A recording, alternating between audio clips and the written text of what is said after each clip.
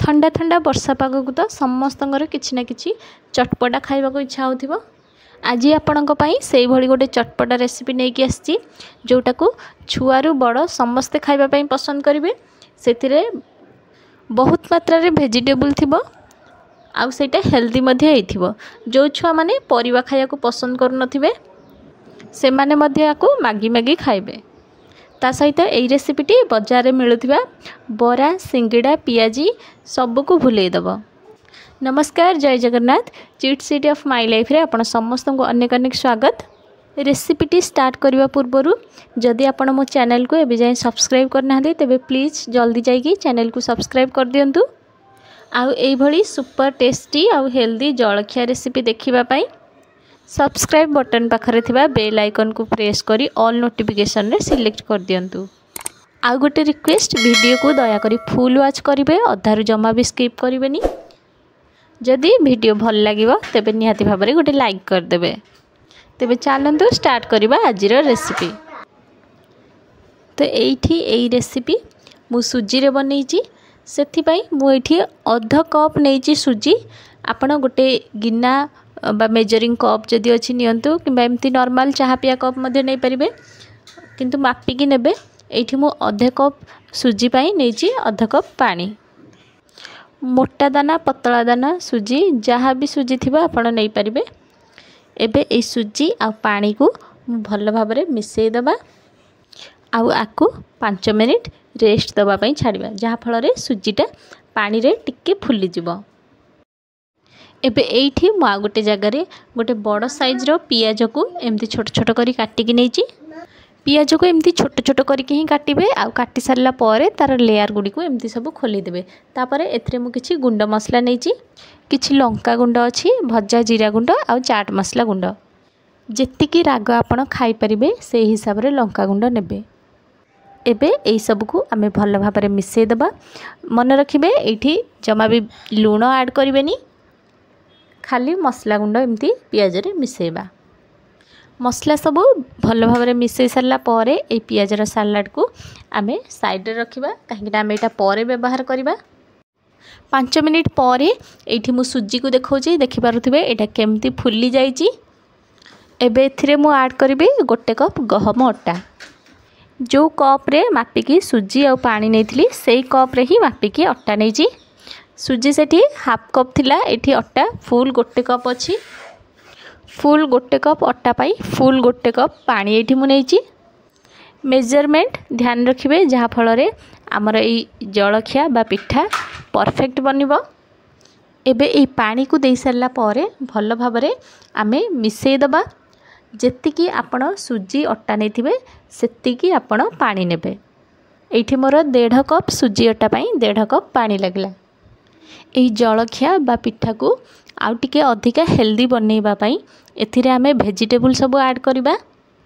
घरे आपणकर जहाँ भी परिबा थिबो आपण एथिरे देई परिबे, किंतु मने रखिबे परिबा को बहुत छोट छोट माने पतला पतला सरू सरू करके काटिकी आपण एमती देबे।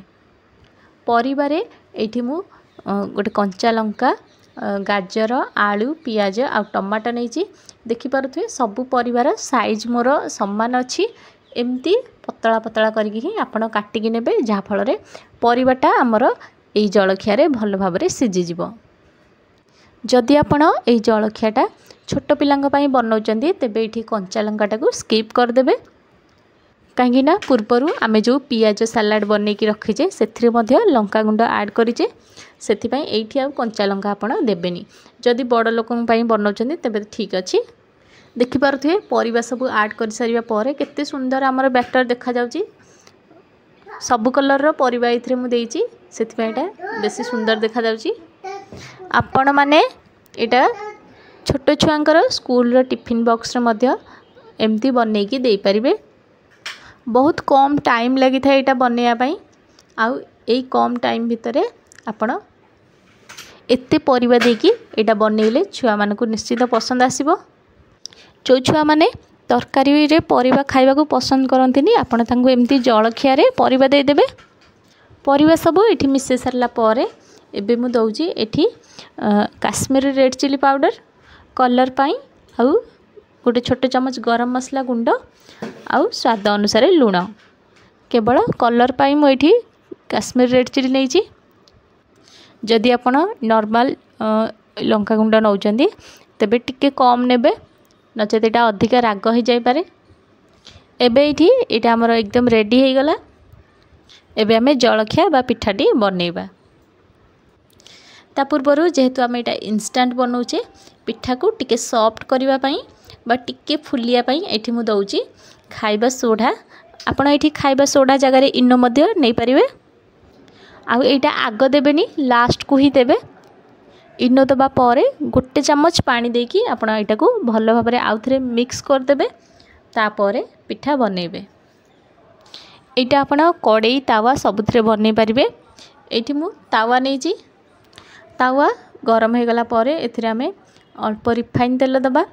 बहुत कम तेल रे एटा भी बनी जाए सेति आपण जे कोनोसी एज रो लोक को मध्य दे पारिबे। मात्र 2 चमच तेल रे एठी मोर सबुतक जलखिया बनीगला। एबे एठी आमे 2 चमच दबा आमर जो बैटर रखिथिले ताकू हल्का टिके खेले दबा। एटा को एठी मीडियम ही रखिबे बेसी मोटा बा पतला करिवेनी। तापरे आमे जो पियाजर सालाड रखिथिले सेथिरे लूण ऐड करनथिले सेथिरे हल्का टिके लूण आमे पक्के दबा आउ हाथ रे भल भाव में मिक्स कर दबा। देखिकी टिके कम लूण पकईथिबे काहेकि ना बैटर रे आमे लूण पकईचे। आउ से पियाज सालाड को ए ऊपर एमती दबा आउ ताकू कवर करिकी 2 मिनिट सिझिया माई छाड़िबा। 2 मिनिट पर कवर काढ़ी देखौची केमती आमर ये सब होल हो जाइए पिठारे माने पिठाटी बहुत सॉफ्ट होइची आउ हल्का फुली मध्य जाइची। एबे एटा को आमे उल्टेबा सावधान सहित उल्टेबे। पिठाटी बहुत सॉफ्ट होता है सेथिपाई पिठाटी को जितेबाला आपण बनाउचंदी अधिका खेलेबेनी नचेत एटा अधिका टिके चौड़ा हो गले उल्टेला बेले एटा भांगी जाई पारे। देखि पारुथबे एठी केमती पिठाटी आमर बनिकी रेडी हो गला। केते सुंदर कलर होइची केते सुंदर देखा जाउची। सेही भली भाव में सबु पिठा गुडी को आमे बनै दबा। जदि आपणकर बड़ तावा अछि आउ आपण छोट छोट एमती पिठा बनाउचंदी तबे आपण गोटे थर करे 2टी किंबा 3टी पिठा मध्ये बनै पारिबे। एही भली भाव में मात्र 10 मिनिट रे टेस्टी आउ हेल्दी जलखिया हमर बनिकी रेडी हो जिवो। आउ ए पिठाटीर गोटे परफेक्ट कॉम्बिनेशन होची दही। जदि आपणक पाखरे चटनी बनैया पई टाइम नहीं तेबे आपण एमती दही रे मध्ये ए पिठाटी को खाई परिबे। एठी गोटे जगार मु किछि दही नहीं जाइछि सेथिरे दबा आमे किछि चीनी आउ किछि लूण आउ हल्का टिके लंका गुंड। एबे सब को आमे भल भाव में मिसई दबा।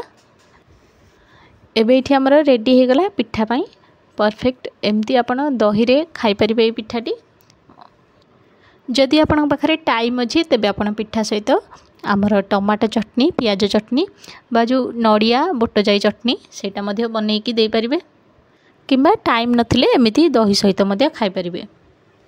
भिडियोटी को लास्ट जाए देखिथिबारु बहुत बहुत धन्यवाद। वीडियो पसंद आसथिले निहाती भाव में गोटे लाइक करके जातु आ चैनल नुआ थिले सब्सक्राइब कर दियंतु। ता पाखरे थिबा बेल आइकन को प्रेस करी ऑल नोटिफिकेशन ऑन कर दियंतु। आ भिडियोटी को बहुत मात्रा रे आपन फैमिली फ्रेंड्स रिलेटिव रे शेयर मध्य कर दियंतु। पुणी गोटे इजी रेसिपी नहीं कि आसबि। नमस्कार, जय जगन्नाथ।